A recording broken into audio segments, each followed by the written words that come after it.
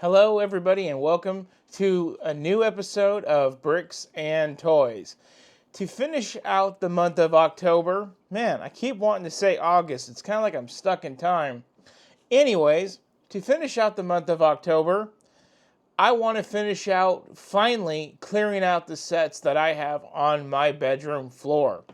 I don't have a lot of space in this apartment, and when I moved, some sets could go on a backstock shelf like what I have down here.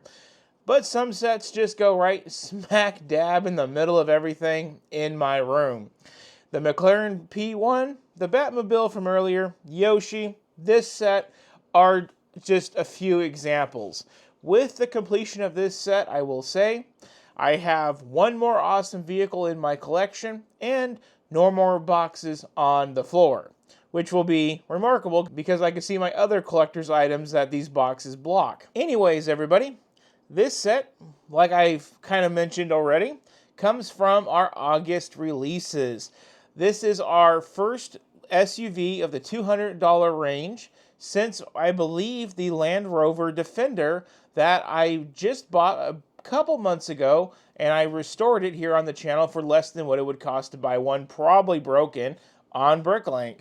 So I'm very happy because when I did that build, I made a statement saying, why do we not get very many SUVs made out of Technic? We always get sports cars and stuff and muscle cars, but why don't we ever get some big, fat, truck-type SUVs? We've gotten the Raptor, which I missed. We got a semi-truck, I believe.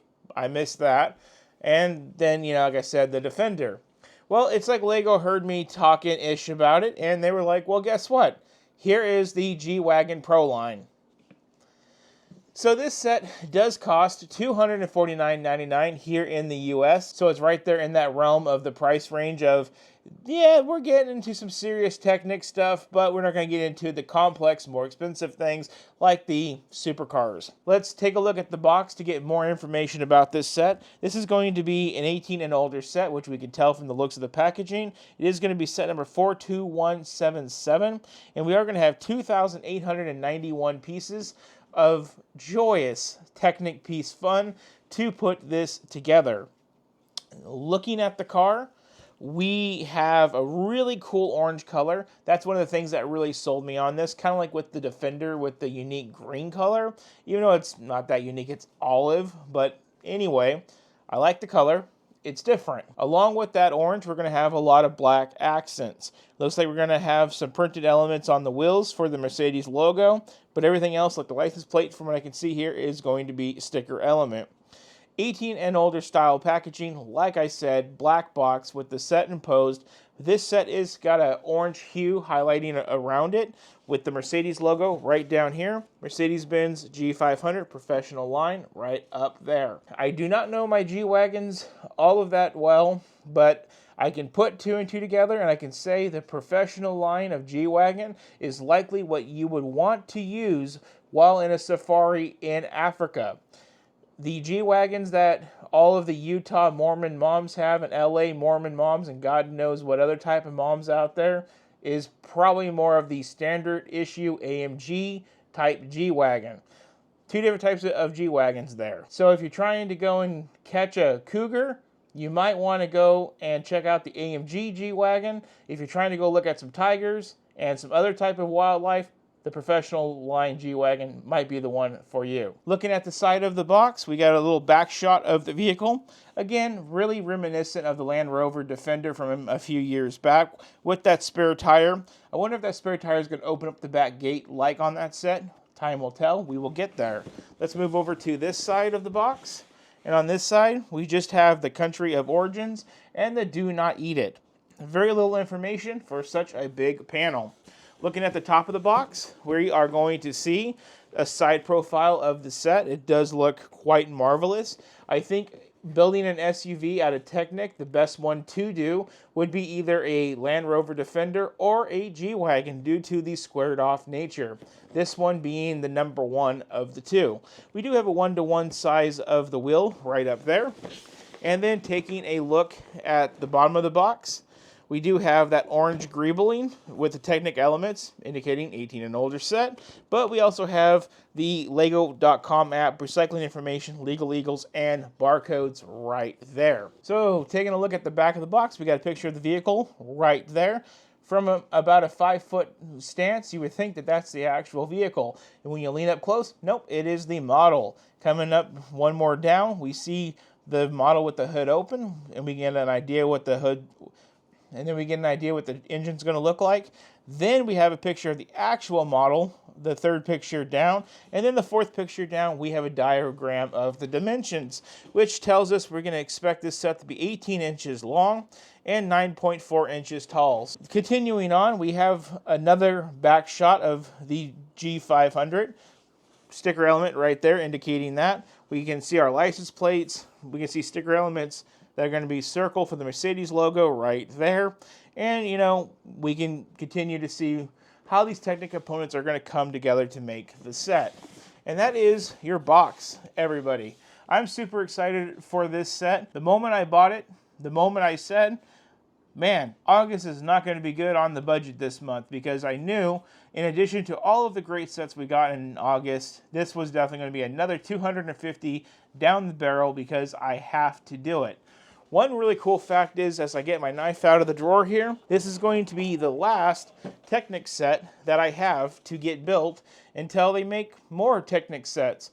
It seems like we got a huge Technic dump in August, and I bought 4 out of, what, 6 or 8 that they released? They made a lot.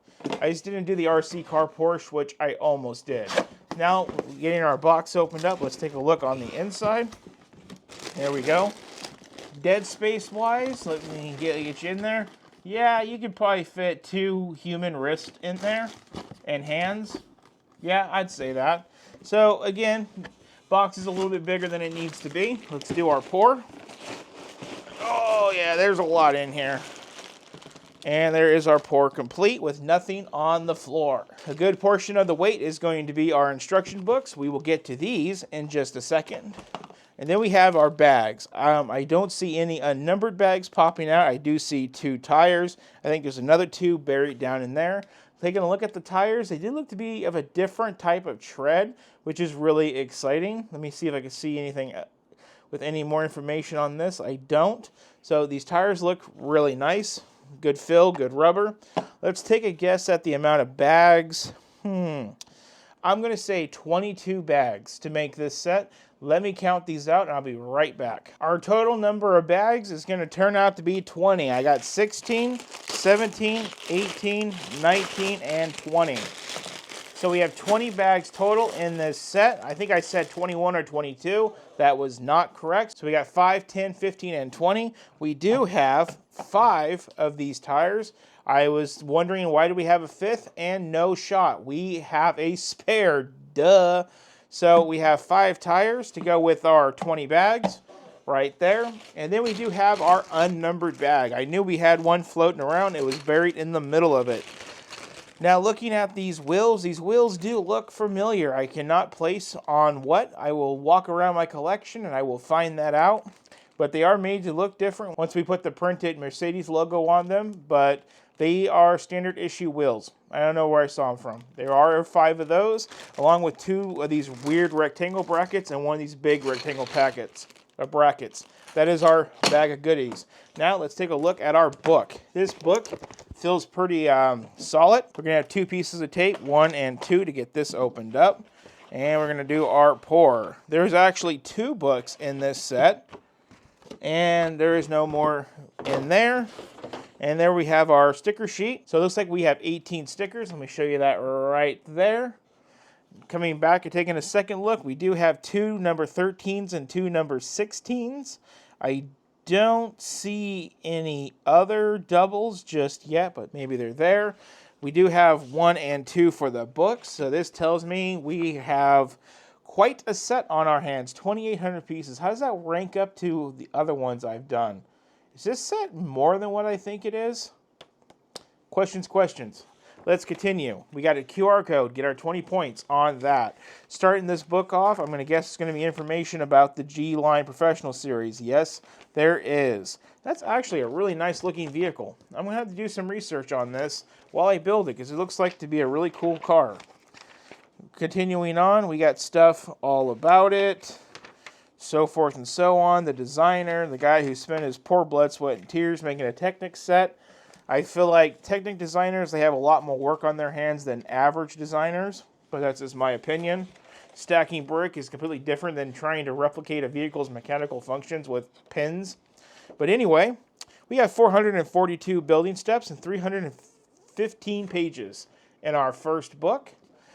Going into our second book, we're going to see what bag we pick up from, which is bag 11. So the first 10 bags of the set is the first book. The next 10 bags is the second book. It's split evenly down the middle. We're going to pick back up at step 443 in the second book.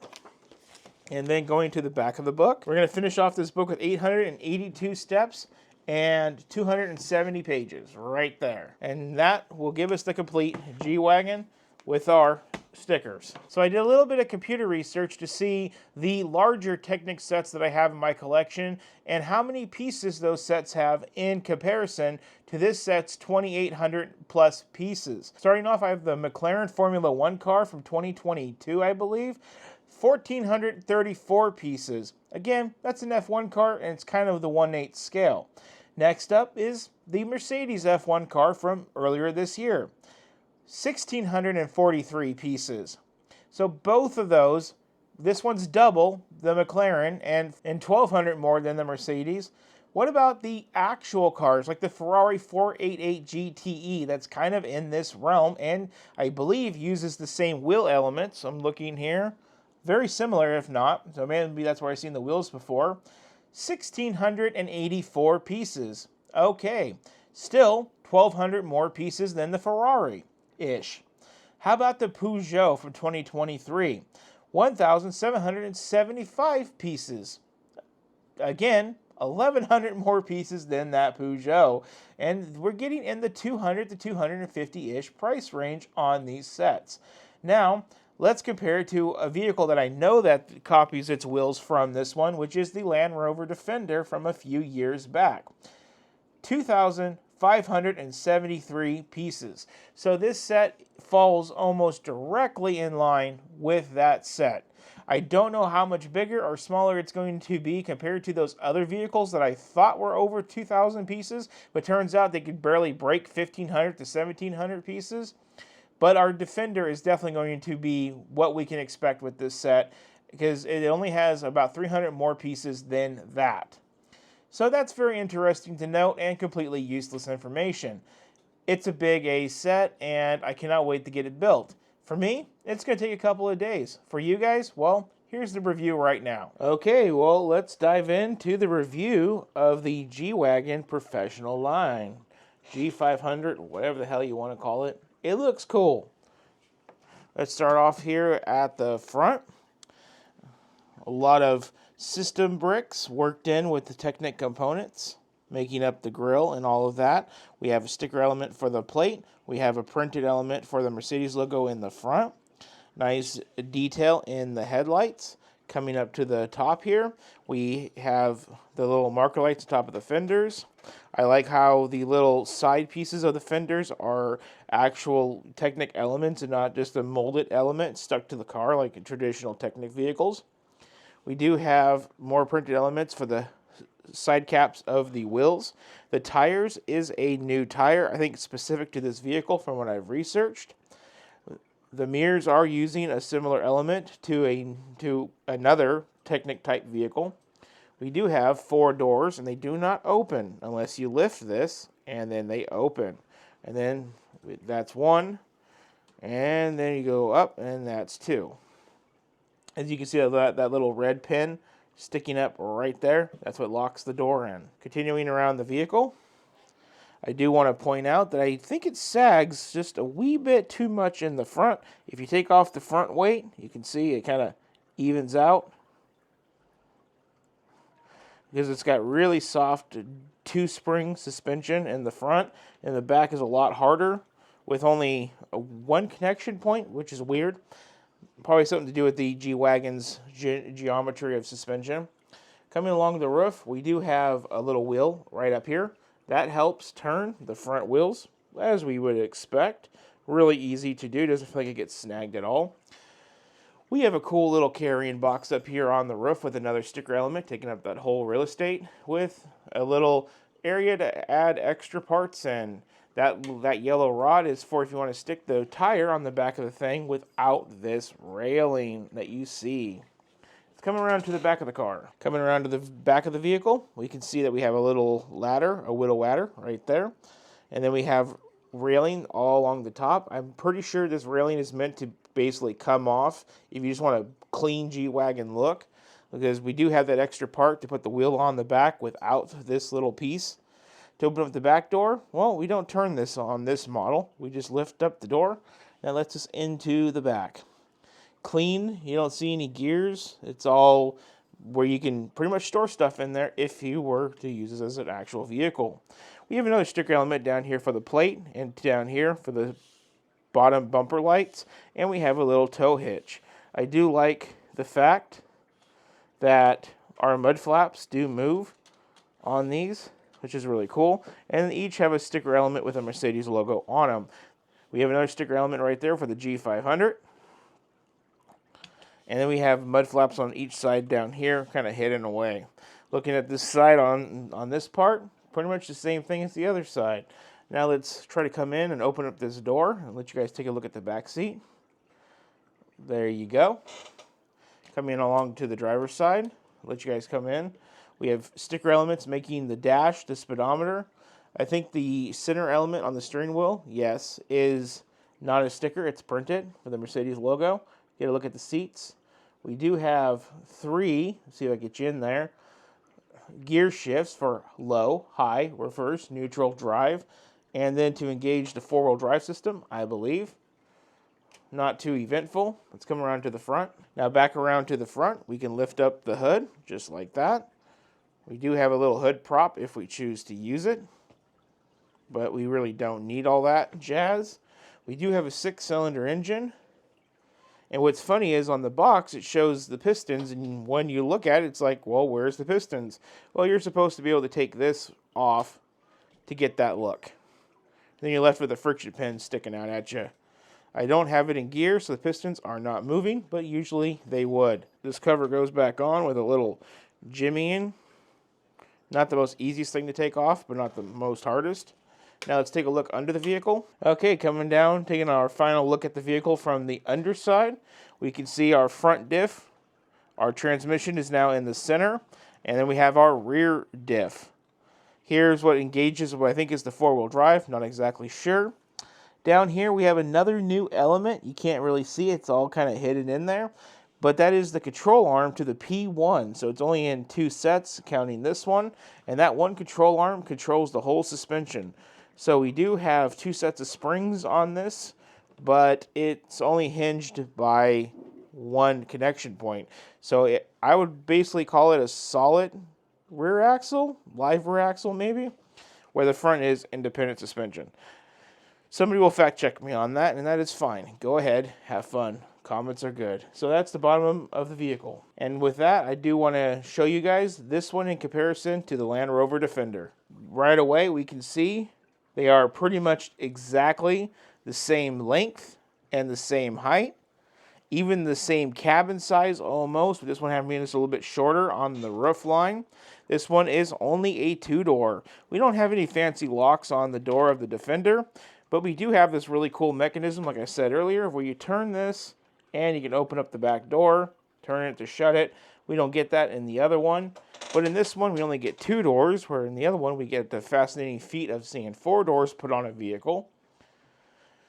Other than that, it's not too much different in size or anything. Here we can get moving pistons when we open the hood without taking much stuff off. We do have a lot more sticker detail on the Defender than we do the other one. And we do have more stuff on the roof than we do of this one. But this one I think has a much more prettier rack than just whatever that is. I think both hold their weight really well, and I think it's really cool to see both of them sitting side by side. And with that, now let's wrap up this video. Wrapping up this video, I have a lot of interesting things that I would like to point out about these sets. And I think it's important that here at the end, we kind of converge on these two sets and we finish off here. Because I wanted to tell you, if research proves right, which is the Lego.com website from back in the day when they sold this, this car was about, what did I say, 2,500 pieces-ish? And it was only about 150, 160 US dollars for this Land Rover Defender. Over here, we have the Mercedes at about 2,800 pieces for $250. Nearly $90 to $100 price difference. When I built these sets, I was very surprised at so many things that were so similar. Now, everything with this is a give and a take. But again, we're talking about a $90 to $100 price difference between these two cars. I know we're supposed to be talking about the Mercedes here, but I can't help but to kind of get hitched on that point of just a few years ago, a similar vehicle to this would cost that much less. Now the trade-offs. With the Defender, we do have a ton of stickers. Even inside of the doors, when we open up, we have stickers. But if you open up our lovely trunk, and I think they did this on purpose because I think it's kind of cool, we can see the gearbox sitting right here staring at me. So the trunk's kind of unfinished, and it's just a place to hide the gearbox, more or less. Where with this one, you don't get so many stickers with it, like inside of the doors and stuff, but when you do open up the back, at least it looks a little bit more completed in there, and you can get a glimpse of the suspension, and that's it. Again, this trend continues throughout the vehicle. If you open up the bonnet, you can see pistons in this one, engine cover in this one. I kind of lean towards this because why you're going to put moving parts underneath something that you have to take apart? Lego is Lego. We do have 4 more doors on this. You know what they say about 4 doors? It's, yeah, more door, never mind. But but the thing is, we do get 4 doors on this one. This one we only have 2. I don't know, guys. Comment down below if you guys think that there's something that I'm not quite catching here. I thought maybe this was going to be a bigger vehicle. No, as you saw from the review portion, they are pretty much the same vehicle. With all that said, I do like the Mercedes a lot. I think the techniques with the Mercedes are good. I think they did a really good job. The vehicle, it does feel a little bit heavy. Like I said, that front suspension sags a lot to my liking, but at least it's really good and it's there. Where with this one, it's already flattened out. But again, I did get this set used. There is something that I find really strange about this whole car, and that's up here at the sunroof portion. This bar lifts up, and it's made to look like a grab handle, but clearly it's not. That's one thing I did find really interesting. I do like the orange color of this. I think the orange color is just really banging. I think that looks amazing. Where this one was really cool for being such an odd shade of green, olive green. It's pretty common in Lego now with like the Natural History Museum, but to see it in this was just fitting. Like the orange is fitting for this one. I will tell you guys, it is a cool set. It is a fun build, but use caution when buying the set. Maybe 2 times points day. Maybe wait for it to go on sale, because there is something fishy going on here where these 2 vehicles are so similar, but yet such a drastic price difference from one another when they were in their respective times. Well, this one's now, that one's then. You guys get the point. So with that, I don't have much more to say. If you guys are enjoying the videos, please consider hitting that thank you button down below. When you guys do that, it helps us get Lego sets just like this with a small donation. Equally as important, just hitting that subscribe button and following along with everything that we do here would be incredible.